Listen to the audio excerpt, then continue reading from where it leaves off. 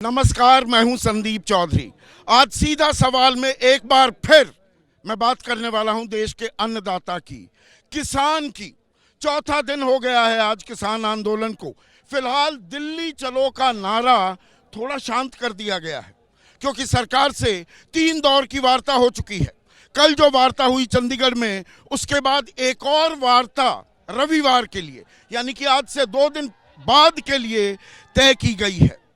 किसान नेता कह रहे हैं एमएसपी को कानूनी जामा तो पहनाना होगा। सरकार से जो बातचीत हुई है सकारात्मक लगी।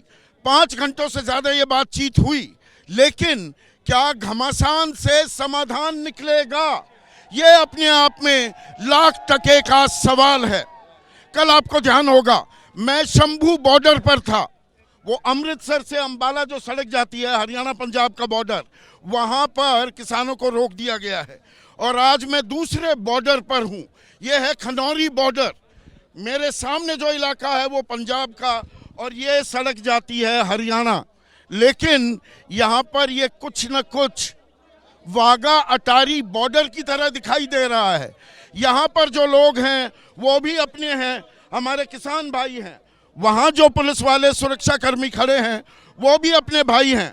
वो प्रशासन के निर्देशों पर काम कर रहे हैं, लेकिन कहीं ना कहीं भरोसे की कमी है। और यहाँ पर हिंसा भी हुई है।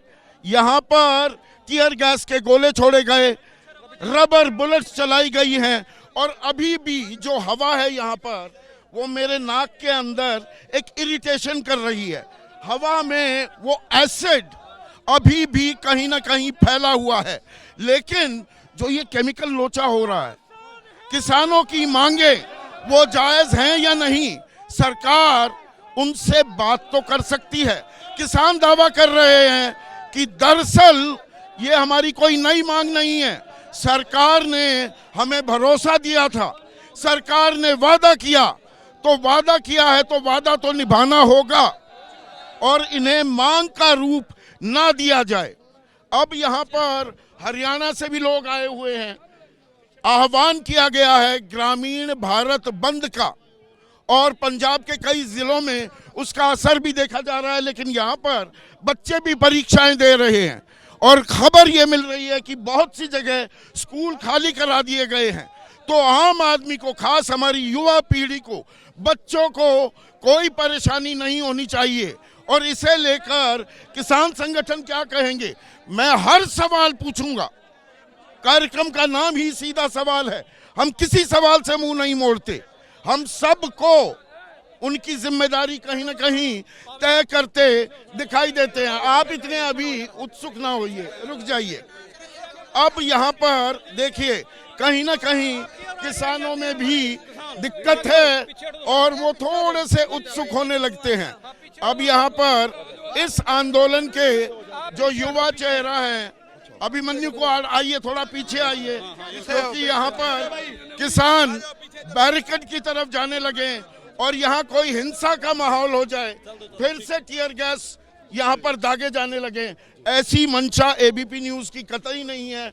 हम इस मामले में पूरी जिम्मेदारी से अपनी पत्रकारिता का धर्म निभाने की कोशिश करते हैं। लेकिन ये इतना वक्त क्यों लग रहा है? अब परसों एक और वार्ता होगी, कुछ सकारात्मक होता दिखा कल अभिमन्यु चंडीगढ़ में। देखिए संदीप जी, 12 तारीख की बैठक मुझे आज भी याद है। 12 तारीख की बैठक में हमने वो रिपोर्ट रखी, हमने वो फाइल रखी, जिस फाइल में 2011-12 में, जिसकी आप भी कई बार चर्चा करते हैं, सीएम नरेंद्र मोदी जी ने as a consumer affair committee के चेयरमैन के तौर पे डॉक्टर मनमोहन सिंह जी को दी थी। और जिसमें ये लिखा था कि भाई खाली एमएसपी घोषित करने से कुछ नहीं होगा, एमएसपी पे कानून बनना चाहिए। तो जब पीयूष गोयल जी के सामने रखी, हमने कहा कि भाई आप इस रिपोर्ट को लागू क्यों नहीं करते। तो पीयूष गोयल जी कहते हैं कि उन्होंने ये वादा तो एक मुख्यमंत्री के तौर पे किया था, अब वो प्रधानमंत्री बन चुके हैं, इसलिए इसके प्रति उनकी कोई जवाबदेही नहीं बनती। अगर वो मुख्यमंत्री रहते तो जवाबदेही थी, अब वो मुख्यमंत्री से प्रधानमंत्री बन चुके हैं, इसलिए उनकी इस रिपोर्ट के प्रति कोई जवाबदेही नहीं है। ये बात माननीय पीयूष गोयल जी ने मीटिंग के। तो आपने पीयूष गोयल से ये नहीं पूछा कि अगर छत्तीसगढ़ में चुनाव होता है, राजस्थान में चुनाव होता है, 2800 रुपये गेहूँ, 3100 रुपये चावल के दाम आप तय कर देते हैं, तो ये अखिल भारतीय स्तर पर क्यों नहीं हो सकता? हमने उनसे ये बात, राज्यों को ही करना है ये काम। राज्य की सूची में है। जी, हमने उनसे ये बातें करी सारी की सारी, लेकिन वो कोई तर्क देने को, कोई तर्क सुनने को तैयार नहीं थे। हमने उनसे ये कहा कि आप C2 इनपुट कॉस्ट के अनुसार, C2 इनपुट कॉस्ट के अनुसार कितना खर्चा बनता है उस पर बहस कर लीजिए। आपके एक्सपर्ट आए हुए हैं, किसानों के एक्सपर्ट हैं, लेकिन वो बहस करने को भी तैयार नहीं है। वो ये कहते हैं कि हमें टाइम चाहिए, हमें समय चाहिए। हमने कहा कि भाई जो MSP जो सरकार घोषित करती है, कम से कम उस MSP को तो हमें दे दीजिए, उस MSP की तो गारंटी हमें दे दीजिए, उसको तो हमें इंश्योर कर दीजिए। लेकिन सरकार वो भी इंश्योर करने को देखिए तैयार यहाँ पर नहीं है। थोड़ा माहौल फिर से गरमाने लगा है। आशंका भी हो रही है टीयर गैस के गोले कहीं दागे तो ना जाए, इसलिए हम और पीछे हटते जा रहे हैं, क्योंकि यहाँ पर सभी की हिफाजत, सभी की सुरक्षा भी कहीं ना कहीं उसका ध्यान रखना होगा। देखिए, मैं आपको एक चीज कहता हूं संदीप जी, देखिए हमने अपनी तरफ से पूरी शांति बना के रखी है।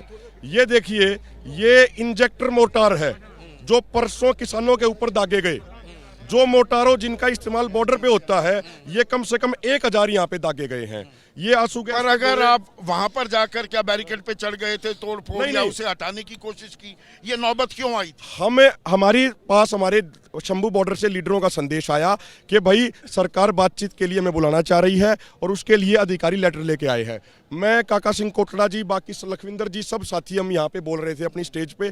किसान शांत थे, 50 मीटर दूरी पे किसान खड़े थे। आज भी आपने देखा हमारे वॉलंटियर थे, हमारे वॉलंटियर सबसे आगे खड़े हैं, किसी भी तरह की कोई गैर जरूरी कोई हिंसा ना हो। लेकिन प्रशासन ने जानबूझ के 200 मीटर तक यहाँ पे ये दागने शुरू कर दिए। और हमारे पास वो वीडियो भी है, मैं आपको भेजूंगा। ये देखिए, ये 12 बोर के राउंड ये सीधे सीने पे गोली चलाई जी, जा जी, रही जी। है। पर यहाँ पर थोड़ा सा राजेंद्र जो मेरे सहयोगी हैं, राजेंद्र देखिए, तो यहाँ पर भी भगाया गया किसानों को, यहाँ भी दौड़े किसान, उस साइड भी दौड़े। जी, देखो जो उस वीडियो में साफ तौर पे दिख रहा है संदीप जी, कि भाई ये देखिए, ये सीधा फायर किया जा रहा है खेतों में जाके, सीधा किसानों की छातियों पे गोली दाग रहे ये हैं। वही खेत है। जी, ये इसी तरफ यहाँ पे ये दागे गए थे। हाँ। और हम अपने किसानों को पूरे तरीके से शांतिपूर्ण रख रहे हैं। पहले दिन से इस बॉर्डर पे 77 किसान घायल हो चुके हैं। शंभू बॉर्डर के ऊपर 125 किसान घायल हो चुके हैं, जिनको छर्रे लगे हैं, आंसू गैस के गोलों का सामना थोड़ी करना जगह पड़ा है। दीजिएगा, जगह दीजिएगा। हाँ। और संदीप जी, हम कोई अपनी मांग लेके नहीं आ रहे यहाँ पे, हम तो प्रधानमंत्री जी से वो वादे पूरे कराने के लिए आ रहे हैं जो वादे प्रधानमंत्री जी ने अलग अलग समय पे किए थे। प्रधानमंत्री जी ने ये वादा किया था 2014 से पहले कि भाई अगर मैं प्रधानमंत्री बना तो पहली कलम से स्वामीनाथन आयोग की रिपोर्ट लागू करूंगा। इन्होंने ही वादा किया था कि एक देश एक कानून होना चाहिए, लेकिन जहां जहां स्टेट गवर्नमेंट में इनकी सरकार बनी, 2013 वाला भूमि अधिग्रहण कानून इन्होंने बदल दिया। तो इन बातों पर तो खैर मैं तफसील से आऊंगा।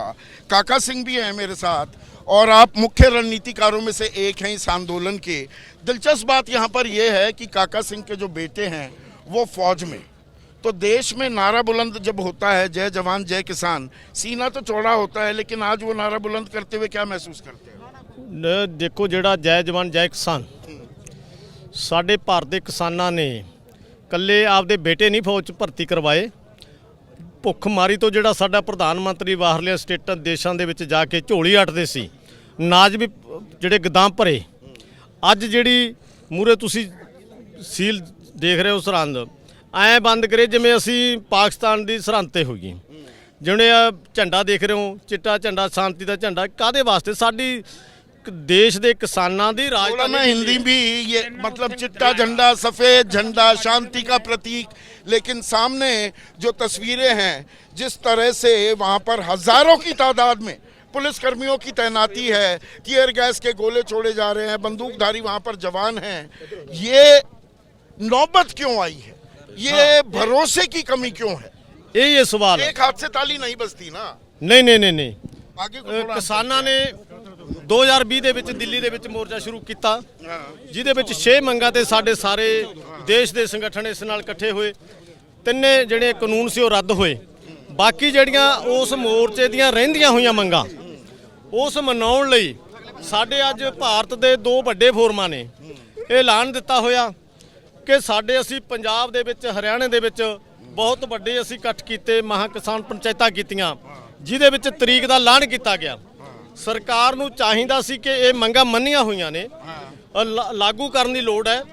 ਅੱਜ ਵੀ ਜਿਹੜੀ ਸਮਾਂ ਉਹਨਾਂ ਦੇ ਲਾਗੂ ਕਰਨਾ ਚਾਹੀਦਾ। ਮੈਨੂੰ ਲੱਗਦਾ ਜਿਹੜੀ ਸਰਕਾਰ ਦਾ ਬਾਰ-ਬਾਰ ਮੀਟਿੰਗਾਂ ਦੇਣੀਆਂ हाँ। ਬਾਰ-ਬਾਰ ਮੀਟਿੰਗਾਂ ਦਾ ਇਹ पर ਕਹਿਣਾ कम से कम अब 9 दिन के अंदर चौथी बैठक की बात हो रही है। ਹਾਂ ਜਿਹੜੀ ਤੀਜੀ ਵਾਰਤਾ ਹੋਈ ਆ ਰਾਤ ਜਿਹੜੀ ਤੀਜੀ ਵਾਰਤਾ ਦੇ ਵਿੱਚ ਦੋ ਵਾਰ ਜਿਹੜੀਆਂ ਪਹਿਲਾਂ ਹੋ ਚੁੱਕੀਆਂ ਨੇ ਜਿਹੜੇ ਵੱਡੇ ਇਸ਼ੂ ਹੈ ਸਰਕਾਰ ਉਸ ਤੇ ਮੰਤਰੀ ਤਾਂ ਗੱਲ ਕਰਨ ਲਈ ਤਿਆਰ ਹੀ ਨਹੀਂ ਸੀ। ਸਮੁੱਚੇ ਜਿਹੜੇ ਭਾਰਤ ਦੇ ਕਿਸਾਨਾਂ ਮਜ਼ਦੂਰਾਂ ਦੀ ਕਰਜ਼ੇ ਦੀ ਮੰਗ ਇਸ ਤੇ ਮੂੰਹ ਨਹੀਂ ਖੋਲਿਆ ਸੀ ਦੋ ਮੀਟਿੰਗਾਂ ਦੇ ਵਿੱਚ। ਤੀਜੀ ਜਿਹੜੀ ਸਾਡੀ स्वामीनाथन ਦੀ ਰਿਪੋर्ट ਉਹ ਕਿਸੇ तो ਸੰਗਠਨ ਦੀ एमएसपी कर्ज माफी स्वामीनाथन आयोग की सिफारिशें लागू हों। थोड़ा सा मैं यहाँ पर इंतजाम पर भी कुछ आपको दृश्य दिखाना चाहूँगा। यहाँ पर एम्बुलेंस भी है, अगर किसी को कोई परेशानी होती है, लोग घायल हुए हैं। इसी बॉर्डर पर 30 से ज़्यादा लोग जख्मी भी हुए, पुलिस वाले भी जख्मी हुए हैं, ऐसा नहीं है।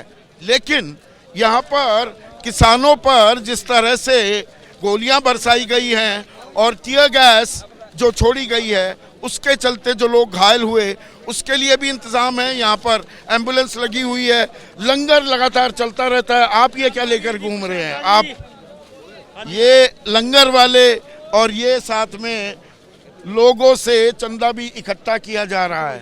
अब ये इस तरफ की तस्वीरें भी आपको मैं दिखा दूं।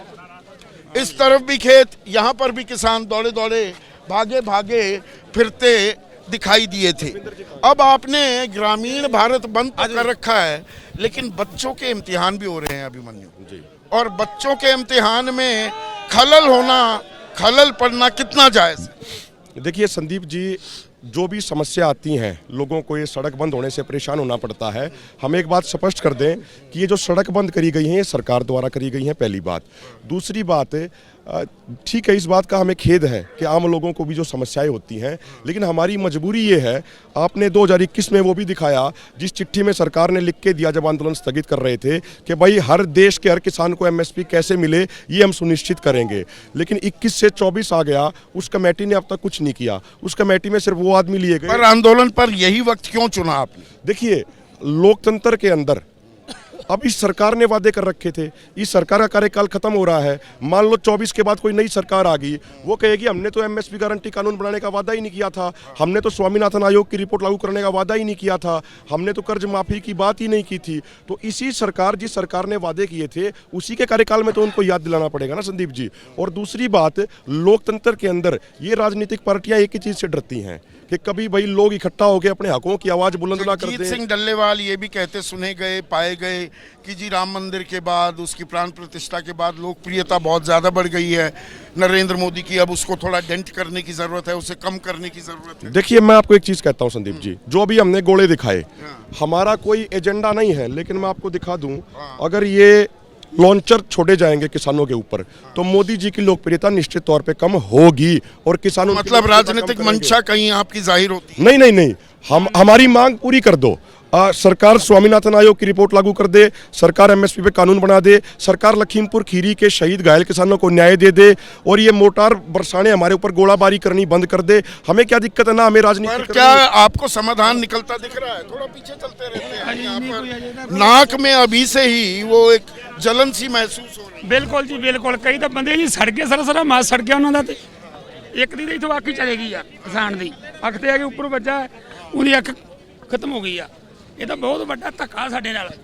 लोक राज का पर्दा नहीं रह गया, लोक राज नहीं रह गया साडे वास्ते, पब्लिक वास्ते एक बड़ा बड़ा धक्का साडे नाल हो रहा है। लोकतंत्र की मौत होण डी आ। कोई असीं शांतमई रखिया, कोई असीं ਲੋਕਤੰਤਰ ਦੀ ਹੱਤਿਆ ਕਰਤੀ ਜੀ। ਦੇਖੋ ਕਦੇ ਵੀ ਜੋ ਇੱਥੋਂ ਦੇ ਰਹਿਣ ਵਾਲੇ ਵਸਨੀਕ ਹੈ ਉਹਨਾਂ ਵਾਸਤੇ ਬੈਰੀਕੇਡ ਲਾਏ ਹੋਏ ਆ, ਉਹਨਾਂ ਵਾਸਤੇ ਕੰਡੇ ਵਾਲੀ ਤਾਰ ਜਿਹੜੀ ਹਾਈ ਸੁਪਰੀਮ ਕੋਰਟ ਨੇ ਬੈਨ ਕੀਤੀ ਹੋਈ ਹੈ, ਪਸ਼ੂਆਂ ਦੇ ਉੱਤੇ ਉਹ ਕਰੇ, ਪਰ ਬੰਦਿਆਂ ਦੇ ਉੱਤੇ ਜੂਝ ਹੋ ਰਹੀ ਹੈ ਜੀ। ਉਹ देखो जी, मेरी खुद जमीन तारों गांव है, जिला तरन तारण, सील पट्टी, मेरी तारों वाले का सारी जमीन आ। इन्ना उत्थे भी नहीं सख्ती हैगी, तारां जिहड़ी पाकिस्तान का बार्डर है ना, उत्थे साडी इन्नी सख्ती नहीं हैगी। असीं जाने आ। तो यहाँ पर किसान ये कह रहे हैं, ये तरन तारन इलाके, अटारी वाघा बॉर्डर का मैंने जिक्र किया कि वहाँ भी इतनी शक्ति नहीं है जितनी ये शक्ति यहाँ की जा रही है। लेकिन आप ऐसा शक्ति प्रदर्शन करेंगे, 5 किलोमीटर का ये काफिला यहाँ पर खड़ा कर देंगे तो शक्ति तो करेगा ना प्रशासन। कोई यहाँ पर फूल मालाओं से आपका स्वागत थोड़ा करेगा। क्यों शक्ति प्रदर्शन कर रहे हैं? हम तो मानी हुई मांगों को लागू करने के लिए जा रहे हैं। मोदी जी अगर कहते हैं बीजेपी की सरकार चाहती है वे हम सड़कों पे ना रहें तो मांगे मानी जाएं। जब हमारी मीटिंग शुरू हुई थी, तीनों मंत्री मैं मीटिंग में रात को शामिल था। संदीप जी, सबसे पहले हमने थैला भर के वो ले गए थे गोला बारूद। सब पीछे जाते रहते तो हैं। गोला बारूद जब लेके गए हाँ। तो सबसे पहले हमने पूछा उनको, हाँ। ये देखिए, ये मनुष्यता के ऊपर हाँ। ऐसा प्रहार करना क्या फितरत है क्या बीजेपी की? हाँ। ये सरकार है जो हमारी केंद्र की सरकार, हम अपनी ही राजधानी में अपने मांगे मानने के लिए जा रहे हैं। हाँ। तो ये ऐसा जो हमारे को करना क्या उचित है? तो तीनों मंत्री थे, पीयूष गोयल जी थे, अर्जुन मुंडा जी थे, नित्यानंद जी थे, और उसके साथ जो हमारे पंजाब के सीएम भगवंत मान जी और एक कैबिनेट मिनिस्टर थे, और तो सारा प्रशासन था केंद्र का और उसका आला अधिकारी थे। तो किसी ने नाड़ नीची करनी पड़ी, किसी को जवाब नहीं आया कि ये जो इतने पर बड़े ये एक अजीबोगरीब परिस्थिति नहीं लगती है आपको? पंजाब सरकार, ये पंजाब का इलाका है तो आप आराम से खड़े हैं, उधर हरियाणा की तरफ से पूरे चाक चौबंद बंदोबस्त कर दिए जाते हैं। ये क्या हम एक ही देश के दो अलग अलग राज्यों की बात कर रहे हैं या दो देशों की बात हो रही है? देखिए, 2020 में भी माननीय मुख्यमंत्री खट्टर जी को ठेका दिया गया था, वे दिल्ली किसानों में नहीं आने देना है, तो इस बार भी ठेका उनको दिया है। लेकिन ना तो 2020 में हम रुके थे, ना अब रुकेंगे। आज एतवार की दोबारा उन्होंने मीटिंग कॉल की है, हमारे को अभी चिट्ठी नहीं आ जाएगी, तो वो तो तय ही है। हाँ, तय है, हाँ, क्योंकि परसों होने वाला है। लेकिन हम कहते हैं जैसे वो पिक्चर में तारीख पे तारीख, ऐसे ही जो हमारे को तारीख पे तारीख मिले, जहाँ कमेटी पे कमेटी नहीं चाहिए, हमें हमारे जो तत्काल कोई समाधान चाहिए। पर यहाँ पर एक और चीज़ देखने को मिलती है, वो ये कि ज़्यादा तो ये पंजाब के किसान हैं, कुछ किसान हरियाणा के भी हैं। ये कुछ इलाकों के किसानों का ही आंदोलन बनकर रह गया है क्या? या कहने को आप ताल ठोकते हैं जी 250 संगठन हैं, बहुत सारी खापों का समर्थन है? नहीं संदीप, हरियाणा जी मैं बिनान खाप से संबंध रखता हूं, और हमारे पास में उजाना खाप है, दाड़न खाप है, सभी हरियाणा की खापों के लोग यहाँ हुए हैं। ऐसी कोई बात नहीं, यहाँ पर देखोगे हरियाणा के हजारों की संख्या में लोग हैं और सभी संगठनों के लोग आए हैं। दिक्कत क्या हुई है कि जो हरियाणा के अंदर बात है, वहाँ प्रशासन ज़्यादा टॉर्चर कर रहा है, उस वजह से हम संगठित नहीं हो पा रहे, और जल्द ही प्रयास करेंगे वो हरियाणा के अंदर भी दोबारा परली साइड एक मोर्चा लगा करके इसको और मजबूत करें।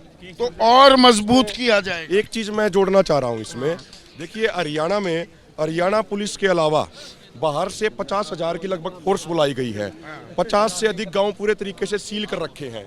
3,000 किसान इन्होंने गिरफ्तार कर रखे हैं। लोगों पे 307 के झूठे मुकदमे दर्ज कर रखे हैं। अगर हरियाणा में कुछ है ही नहीं तो फिर ये खट्टर सरकार ने 50,000 की फोर्स बाहर से क्यों बुला रखी है? ये लोगों को दबाना चाह रहे हैं, लोगों को कुचलना चाह रहे हैं, लोकतांत्रिक तमाम मूल्यों का हनन किया जा रहा है। भाई, हम अपना हक ही तो मांग रहे हैं ना। उसके तो हिंसा की आशंका होती है। 26 जनवरी को 2022 में क्या हुआ था वो देश क्या अभी भूला है? ये चीजें देखनी पड़ती है ना। 2021 की बात कर रहा हूँ। देखिए संदीप जी, जो हुआ वो भी पूरे देश ने देखा।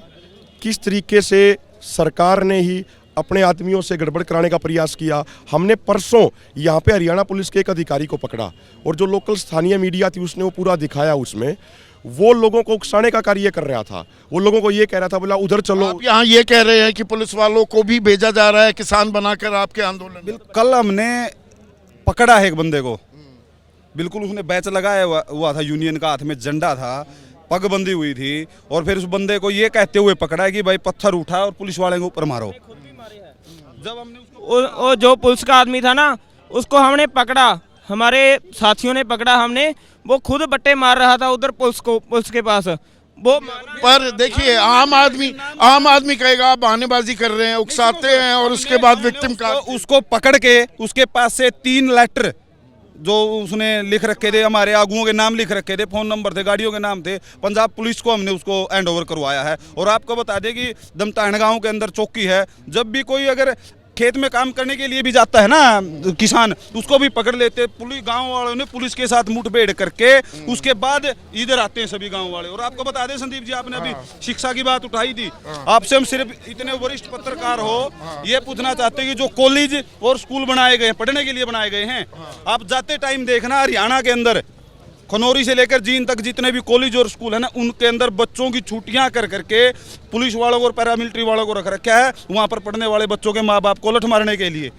जो पढ़ाई रोक रखी तो है। आम आदमी भी पिस रहा है। किसान और सरकार के इस संघर्ष में आम आदमी पिस भी रहा है। लेकिन देखिए यहाँ पर प्रसाद है, ये लंगर का प्रसाद है। एक रोटी दे दो और इसमें थोड़ी सब्जी डाल दो और मैं शो करते करते इस प्रसाद का इसे ग्रहण करूंगा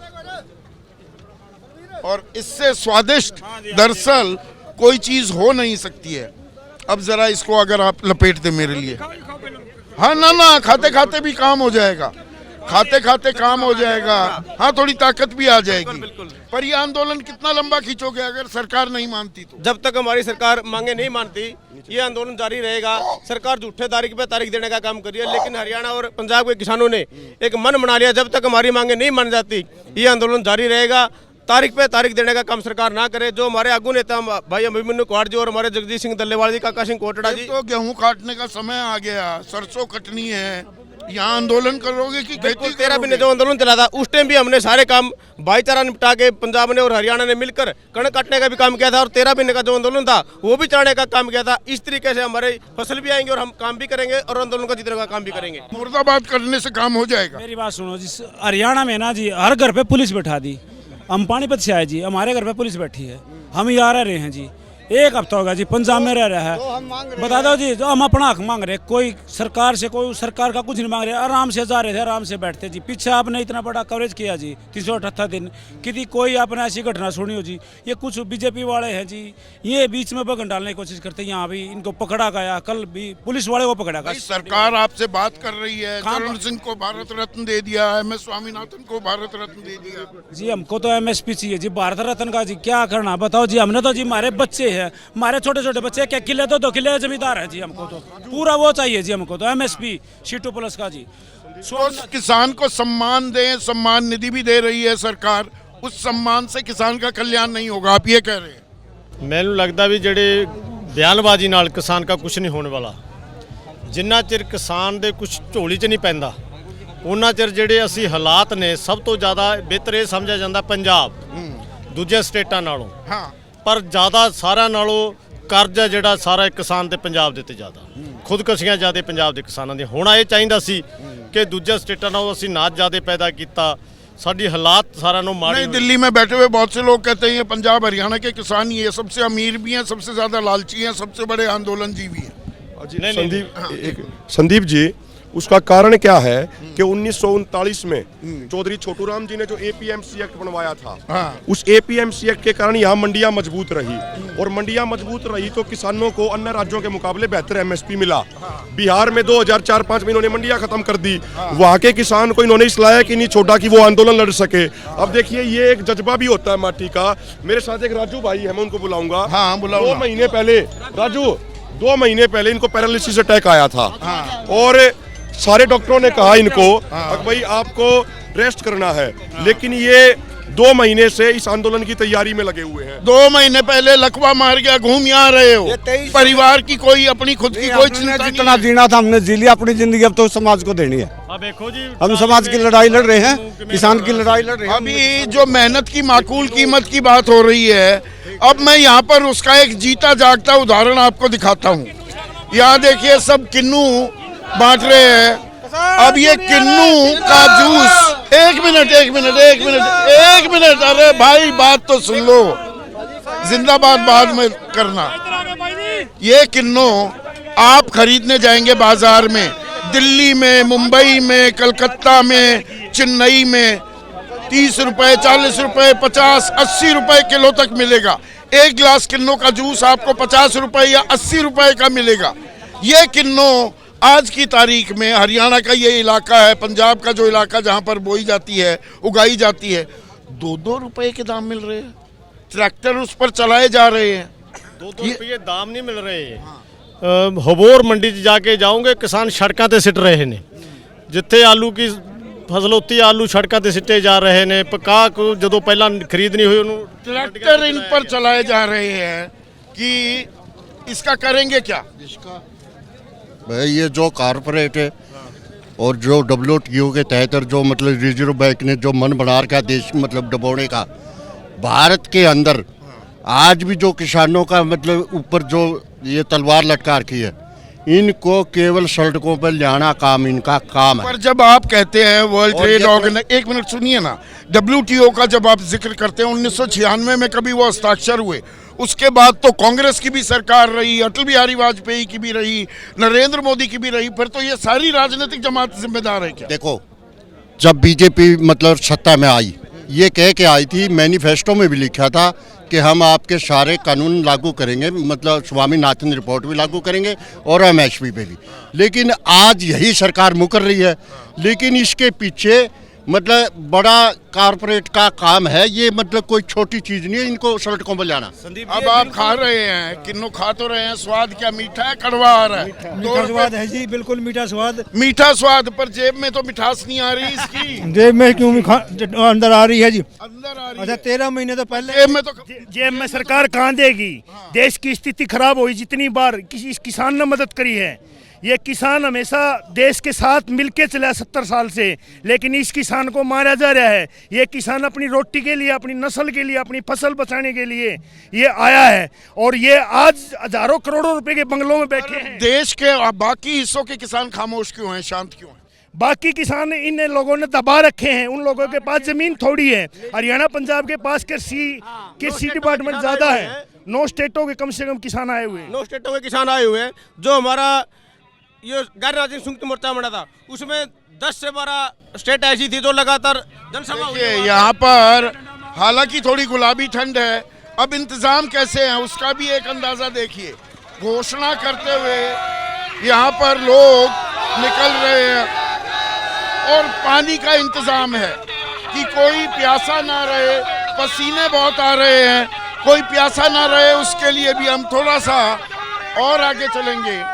पर एक चीज बताइए, आप तो युवा हैं, जब सरकार के खिलाफ प्रदर्शन अभी आप कर रहे हैं, पर क्या तमाम सरकारों की भी हम बात करें, 1970 में जो किसान की आमदनी थी वो 2015 होते होते 21 गुना बढ़ी थी, जबकि एक स्कूल के अध्यापक, कॉलेज के प्रोफेसर की भी, अध्यापक की 130 गुना हो गई तनख्वाह, एक प्रोफेसर की सैलरी 180 गुना हो गई। तो ये तो क्या व्यवस्था में कोई दिक्कत है? किसानी प्राथमिकता नहीं है क्या देश की? समस्या बड़ी है और इलाज छोटा ढूंढा जा रहा है। एक तरफ तो संदीप जी सरकार कह रही है किसान को हम आगे लेके जाएंगे, दूसरी तरफ उसका गला घोटने का काम कर रही है। 13 तारीख को जब हम यहाँ आए, एक ट्रैक्टर आगे गया था, बैरिकेड से काफी पीछे थे वो, उसके टायर पंचर किए, और जो है ना उसका सामान, आप इधर आ जाओ, वगैरह थे, सामान भी चोरी कर लिया। पुलिस प्रशासन ने इतनी नीच हरकत पे आई है, क्या समझेंगे? सरकार किसान को दबाना चाहती है, कुचलना चाहती है, और ये इतने यहाँ तक गोले फकाए हैं संदीप जी, यहाँ तक गोले भगाए हैं। जहाँ आदमी मिला उनको वहीं दबाने की कोशिश करी है। बर्बरता की कोई हद होती है। ये आंसू गैस के गोलों में जो लोहे के छर्रे वो भी प्रयोग किए हैं, 12 बोर के राउंड भी प्रयोग किए हैं। तो आप तो जब दिल्ली दहलाने के लिए निकले हैं, गृह मंत्री हरियाणा के अनिल विज तो यही बात तो कह रहे हैं संदीप जी, अगर आप देश को दहलाने, डराने, धमकाने के लिए निकलेंगे तो ये शक्ति तो होगी। फिर हम इससे डर थोड़ी ना रहे हैं संदीप जी। और जब आप किन्नू दिखा रहे थे ना, ये आंदोलन इसीलिए है। अभी आपने अपने मुंह से बोला कि भाई सड़क के ऊपर किन्नू बिखरे पड़े हैं, ये किन्नू सड़क के ऊपर ना बिखरे। किसान के पास हैं तो इनकी कोई कीमत नहीं है, लेकिन जैसे कॉर्पोरेट के पास जाती है इनकी कीमत बहुत ज्यादा हो जाती है। गिलास का, जूस के गिलास की कीमत भी 50-60 रुपए हो जाती है, 50-60 रुपए, 80 रुपए। और ये देखिए, ये गेहूं, ये अन्न, ये गेहूं, और इसी के चलते किसान को अन्नदाता कहा जाता है। पर यहाँ पर किसान अगर दौड़ता हुआ दिखे, पुलिस कार्रवाई करती दिखे, दोनों ही तस्वीरें कहीं ना कहीं परेशान करने वाली नहीं है क्या? है तो देश हमारा ही, ये हमारे ही लोग हैं और आप भी हमारे हैं और देश हमारा है जी। देखो संदीप जी, ये जो पुलिस वाले भाई उस तरफ खड़े हैं, वो भी हमारे किसान परिवारों के ही बच्चे हैं, वो भी किसान मजदूर समाज के ही बच्चे हैं, और इधर भी किसान मजदूर समाज के ही बच्चे हैं। लेकिन जो हमारे देश का राजनीतिक सिस्टम है, चाहे उसमें कोई भी पार्टी हो, हम सिर्फ एक पार्टी की बात नहीं कर रहे। तो वही तो कह रहा हूँ, 21 गुना ही तो बढ़ी किसान की आमदनी 45 साल में। देखो, और एक चीज यहाँ पे समझनी ये भी जरूरी है, जो हमने एक मांग रखी है अपने मैनिफेस्टो में कि भारत सरकार WTO से बाहर आए, खेती के सेक्टर को बाहर निकाले। 2014 से पहले बीजेपी वाले भी यही कहते थे, क्योंकि WTO के नियमों में लिखा हुआ है कि भारत के अंदर अनाज की जो टोटल पैदावार होगी, भारत सरकार उसका मात्र 10% ही एमएसपी पे खरीद सकती है। 1 किलो भी उससे ऊपर होगा तो डिस्प्यूट सेटलमेंट में। पर ये खेल तो बहुत लंबा है ना। वो सब्सिडी मत दो, 15,526 रुपए की सब्सिडी मिलती है भारतीय किसान को, अमेरिका में मिलती है 44 लाख, जापान में मिलती है 11 लाख, कनाडा में मिलती है 12 लाख रुपए। उस पर सवाल नहीं उठाए जाते। संदीप जी, एक बात है, सबसे दुख की बात ये है 1965 के दौर में जब हमें विदेश से अनाज मंगवाने के ऊपर निर्भर रहना पड़ता था, आज देश के किसानों ने इतनी मेहनत करी कि जितना देश को पूरे अनाज की ज़रूरत है उससे सरप्लस हम प्रोडक्शन कर रहे हैं। बहुत सारे देशों में एक्सपोर्ट किया जाता है। प्रधानमंत्री जी जर्मनी में जाके बोलते हैं कि कोई दिक्कत नहीं, रूस यूक्रेन का युद्ध हो गया, गेहूँ की चिंता मत करो, अनाज की चिंता मत। अभी किसान आंदोलन हुआ पर ऐसी नौबत नहीं आई। ऐसी नौबत नहीं आई। उसका कारण क्या है कि देखो, कहने को तो हमारा देश दुनिया का सबसे बड़ा लोकतंत्र है, लेकिन लोकतंत्र के अंदर हमारी खुद की राजधानी में हमें नहीं जाने दिया जा रहा है। जहां पे प्रधानमंत्री जी का आवास बना है वो मालचा गांव के किसानों की जमीन थी जिनको विस्तार। प्रधानमंत्री सीधे बात कर लें, एक बार हस्तक्षेप कर दें, मामला सुलझ जाएगा। मैं कह रहा हूं जी, बात भी करने की जरूरत नहीं, प्रधानमंत्री जी सीधा आदेश जारी कर दें। हम तो वो 2011-12 वाला मोदी जी चाह रहे हैं जिन्होंने एमएसपी पे गारंटी कानून बनाने की बात करी थी। ये 2024 वाले मोदी जी तो पूरा 180 डिग्री पलट चुके। यहाँ पर मुद्दों से क्या भटकाने की कोशिश भी की जाती है, और जब यहाँ किसानों की बात करते हैं तो किसानों की बात कहीं दबकर रह जाती है। यहाँ ये 3 भाई भी बैठे हैं, किस खातर बैठे हो? अपने जी एमएसपी पर गारंटी का कानून के लिए बैठे हैं जी। हाँ ये देती क्यों नहीं सरकार? इनका जी कीड़ा सरकार का है बेफालतू का, लोगों का बातों का पतंगड़ बनाना है। तानाशाह सरकार बनना चाहे मोदी सरकार है झुंसिया, तानाशाह सरकार बनना। एमएसपी तो किसी ने भी ना गारंटी दी, 67 तो बनाया हुआ है कानून। तो फ्री ले काटांगे नहीं जी। एक बात बताओ, हमारी मंडिया में 60 रुपये क्विंटल जीरी बिकी है, कड़क ही रेट रह गया, ठेके जा रहे हैं 80-80 हज़ार रुपये। कानून लेकर जाओगे तो जाओगे, या खावा देखो गोली। ये या कद लगी परसों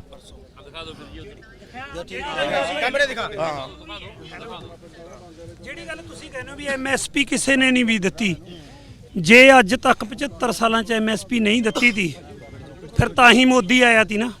300 ਜਿਹੜੀ ਇਹਨੂੰ 300 ਪਲੱਸ ਸੀਟ ਮਿਲੀ ਤੀ ਤਾਂ ਹੀ ਮਿਲੀ ਹੋਣੀ। ਜੇ ਪਿਛਲੀਆਂ ਸਰਕਾਰਾਂ ਨੇ ਚੰਗਾ ਕੰਮ ਨਹੀਂ ਕੀਤਾ ਤਾਂ ਹੀ ਉਹਨਾਂ ਨੇ ਲੋਕਾਂ ਨੇ ਹਟਾਤਾ ਤੀ ਨਾ, ਪਬਲਿਕ ਨੇ। ਹੁਣ ਇਹਨਾਂ ਨੂੰ ਕੀ ਤਕਲੀਫ ਹੈ ਚੀਜ਼ ਦੇਣ ਦੇ? ਜਿਹੜਾ ਪੰਜਾਬ वो कह रहे हैं जी 17 लाख करोड़ रुपए खर्च हो जाएंगे, देश की अर्थव्यवस्था का भट्ठा बैठ जाएगा। ਇੱਕ ਮਿੰਟ ਦੇਸ਼ ਦੀ ਅਰਥ ਵਿਵਸਥਾ ਦਾ ਭੱਠਾ ਉਦੋਂ ਨਹੀਂ ਪੈਂਦਾ ਜਿਹੜੀ ਮਰਜ਼ੀ ਪਾਰਟੀ ਦੇ ਲੀਡਰ ਨੂੰ ਫੜ ਲਓ, ਨੋਟ ਗਿਣਨ ਖਾਤਰ ਮਸ਼ੀਨਾਂ ਆਉਂਦੀਆਂ ਨੇ, ਨੋਟ ਨਹੀਂ ਗਿਣੇ ਜਾਂਦੇ। ਇੰਨੇ ਨੋਟ ਨੇ ਇਹਨਾਂ ਕੋਲੇ ਨਾ, ਇੰਨੇ ਨੋਟ ਨੇਗੇ, ਗਿਣਤੀ ਨਹੀਂ ਹੁੰਦੀ ਹੈਗੀ। ਹੁਣ ਇਹ ਫਿਰ ਜਿਹੜਾ ਆਪਣੇ ਦੇਸ਼ ਦਾ ਕਿਸਾਨ ਹੈ ਉਹਦੀ ਤਾਂ ਇਹ ਫਸਲ ਲੈਣ ਤੋਂ ਡਰਦੇ ਨੇ, ਬਾਹਰਲੇ ਦੇਸ਼ਾਂ ਚੋਂ ਕਿਵੇਂ ਮੰਗਾਉਂਦੇ ਨੇ ਫਿਰ ਇਹ? वो रूस यूक्रेन का युद्ध हो गया और सबको गेहूं की जरूरत पड़ी, एक्सपोर्ट पर बैन लग गया। ਤੁਹਾਨੂੰ ਮੈਂ ਦੱਸਦਾ ਜੀ, ਜੇ ਆਪਦਾ ਘਰ ਨਹੀਂ ਸਾਂਭੋਗੇ ਦੂਜੇ ਕਣੀ ਦੇਖੋਗੇ ਨਾ, ਕਿਤੇ ਵੀ ਘਰ ਨਹੀਂ ਚੱਲਦਾ ਹੁੰਦਾ। ਇਹ ਕਾਰਪੋਰੇਟ ਦੇ ਹਿਸਾਬ ਨਾਲ ਚੱਲ ਰਹੇ ਨੇਗੇ। ਮੋਦੀ ਕੁਛ ਨਹੀਂ ਹੈਗਾ, ਨਾ ਮੋਦੀ ਦੇ ਪੱਲੇ ਕੁਛ ਹੈ। जो कुछ चल रहा है ये कारपोरेट के हिसाब नाल, कॉरपोरेट के हिसाब से ही। पर कॉरपोरेट नहीं होगा, व्यापारी नहीं होगा, कारोबार अगर नहीं होगा तो किसान को दाम कहाँ से मिलेंगे? मिल जाएंगे दाम? कारोबारी की, व्यापारी की तो जरूरत है ना। हाँ जी हाँ जी हाँ जी, फिर जरूरत तो है, फिर उनका भी एक बैलेंस तो होना चाहिए ना। न्यू तो नहीं है भी आप सारे कुछ उसे को दे दें, पर किसान का बारे में भी तो सोचना पड़ेगा। उनकी फसल है जो उसी बहुत कम रेटों पे जा रही है। आज उनके बच्चे काम करना बंद कर दिया, हर कोई ने किसान का कित्ता तो छोड़ के जान लग रहे हैं ना बाहर। तो जो किसान का कित्ता घटिया है, कम होया है, यानी कि इसमें लाभ नहीं मिला है। जदों तो छोड़ के अपने बच्चे इधर उधर लग रहे हैं जाने, विदेशों में हमारे बच्चे लग रहे हैं जाने, धक्का हो रहा है। आएंगे आपका बेटा भी, आपका बेटा क्या करता है? किसानी करता है कि नौकरी करता है? नहीं, पहले तो किसानियों करते थे, हमारे बाप दादा से सारे ही किसानी करते थे। पर आज मेरे परिवार से, मेरे रिश्तेदार में थे, मतलब 9 फौज के अंदर हैं, 9 तो फौज के अंदर भर्ती हैं। मेरे खुद भतीजे 2 फौज में, 2 पुलिस में है, और फौज में है, पुलिस में, और उसमें भी है। तब कैसा लगता है जब आपको खालिस्तानी, पाकिस्तानी, नक्सलवादी? बुरा लग गया जी, वो तो बहुत बुरा लग गया ना। सारी उम्र काट दी, या तो खेत जोतते या बंदूक तान के दुश्मनों ने ठीक करने के नाम पे और कह दिया जी खालिस्तानी। जी जी जी कह दिया पाकिस्तानी। हाँ बिल्कुल, मतलब बहुत बुरा लग गया है। पर फिर भी अपना देश खातर सोच कर, सब खातर, एक जने ने किसी ने कुछ कह दिया देश को तो रोक रखा है, ठप कर दिया देश तो। हाँ हाँ, फिर इसे ये सारी इसे order कर इसे दिया इसे इसे के लिए तो आना किसने जी? ਅਸੀਂ ਤਾਂ ਹਾਈ ਕੋਰਟ 'ਚ ਜਾ ਰਹੇ ਹਾਂ ਵੀ ਇਹਨੂੰ ਖੋਲੋ। ਰੋਕਿਆ ਕਿਹਨੇ ਹੈ? ਇਹ ਰੋਕਿਆ ਵੀ ਮੋਦੀ ਨੇ। ਤੁਸੀਂ ਪਾਕਿਸਤਾਨ ਦੀ ਗੱਲ ਕਰਦੇ ਹੋ, ਅਸੀਂ ਪਾਕਿਸਤਾਨ ਨੂੰ ਕਿਉਂ ਮਾੜਾ ਕਹੀਏ? ਪਾਕਿਸਤਾਨ ਨੂੰ ਸਾਡੇ ਗੁਰੂ ਦਾ ਜਨਮ ਸਥਾਨ ਹੈ, ਗੁਰੂ ਨਾਨਕ ਦੇਵ ਜੀ, ਅਸੀਂ ਕਿਵੇਂ ਕਹਿ ਦਈਏ ਉਹਨਾਂ ਨੂੰ ਮਾੜੇ? ਇਹ ਜਿਹੜੀਆਂ ਗੱਲਾਂ ਨੇ ਨਾ ਧਰਮ ਦੀਆਂ, धर्म के नाम से तो बंटना ही नहीं चाहिए। मुद्दों से भटकाने की बिल्कुल ठीक बात कह रहे हैं। यहाँ पर भी देखिए थोड़ा प्रसाद की व्यवस्था है और ये देखिए ये खूबसूरती है इस आंदोलन की, अपने आप में सेल्फ सफिशिएंट है, ये खुद मुख्तारी का अपने आप में एक नमूना भी है। जी देखो, हरियाणा पंजाब की ताकत यही है, जो गुरुगर हैं पिछले आंदोलन में भी उन्होंने इतना बड़ा योगदान दिया, जहाँ भी धरना लगा वहीं पे लंगर आए। और आज भी आप देखो हमारे गुरुद्वारा धमतान साहिब है, गुरुद्वारा पीपलथा में है, वो सारे लंगर लेके 13 तारीख को ही आ गए। अरे बेटा आपकी उम्र कितनी है? 12 साल। तो आप क्या कर रहे हैं यहाँ पर? हम आए हैं लंगर में सेवा कर रहे हैं। ये कितने लोग लगे हुए हैं इस लंगर की सेवा में? बहुत लगे ने जी, सारा पंजाब ही लगा लंगर की सेवा में। लंगर का तोड़ा नहीं होने देंगे। मतलब कहाँ से आता है, कैसे हो जाता है, अपने आप में पता भी नहीं लगता। कोई चिंता नहीं जी, हमें कम से कम हमारा सारा गांव ही यहाँ पे आ साथ दे रहा है। यहाँ पे आके मांडवी गांव हमारा डिस्ट्रिक्ट संगरूर पड़ता है, किसी बात की कोई चिंता नहीं है। गुरु नानक देव जी का लंगर है, चलता ही रहेगा, ऐसे ही चलेगा। आप स्कूल नहीं गए बेटा? ना। स्कूल जाया करो, पढ़ो, बड़े बनो, बहुत ही हैंडसम लड़के हो आप। तो यहाँ देखिए अलग अलग तस्वीरें भी मैं आपको दिखा रहा हूँ। लोगों के आने का सिलसिला तो जारी है ही, और जो लोग हैं वो यहाँ पर मौजूद भी हैं और जीप भी चलाते हुए आ गए। लोग ट्रैक्टर पर आ रहे हैं, आप जीप चलाते हुए आ गए। हाँ जी, पिंडों ने कोई चलिया सी, तन्ने मुंडे आ गई। कहाँ से आए हो? शहर से आए, संगरूर से। संगरूर से ये यहाँ पर आ गए। यहाँ पर आ गए तो ये तो दिल्ली वाले कहेंगे देखो हैंडसम लड़के हैं, जीप चला रहे हैं, open jeep, fully decked up, कहाँ के किसान हैं? हाँ तो वही सवाल। अरे बड़ा पेट में दर्द होता है लोगों के कि ये किसान ऐसे कैसे हो सकते हैं, कूल डूड्स कैसे हो सकते हैं? तो हमारी तो उसमें कोई गलती नहीं है। और ऊपर से जीन्स ऐसे। तो देखिए नारे तो बुलंद किए जा रहे हैं, लेकिन गंभीर बात जो है, किसान देश का अन्नदाता, 2/3 जनसंख्या किसानी पर कहीं ना कहीं निर्भर करती है। किसान अगर खुशहाल होगा तो देश तो मालामाल वैसे ही हो जाएगा। विश्व गुरु बनने की राह पर हम और तेजी से बढ़ने लगेंगे। लेकिन ये ट्रस्ट डेफिसिट जो है सरकार और किसानों के बीच, वो कब खत्म होगा? कैमरामैन राजेंद्र सिंह के साथ मेरे प्रोड्यूसर अभिषेक नीलमणि भी मेरे साथ हैं। आज सीधा सवाल खनौरी से मैं यहीं खत्म कर रहा हूं। आप लगातार अपने जवाब तो भेज ही रहे हैं, अपनी राय हमसे साझा कर रहे हैं। आप जानते हैं क्योंकि मैं बॉर्डर पर हूं तो वो साझा अपनी जुबानी मैं आपके साथ नहीं कर पाऊंगा, लेकिन हल समाधान जल्द हो, इसी उम्मीद के साथ खनौरी से नमस्कार।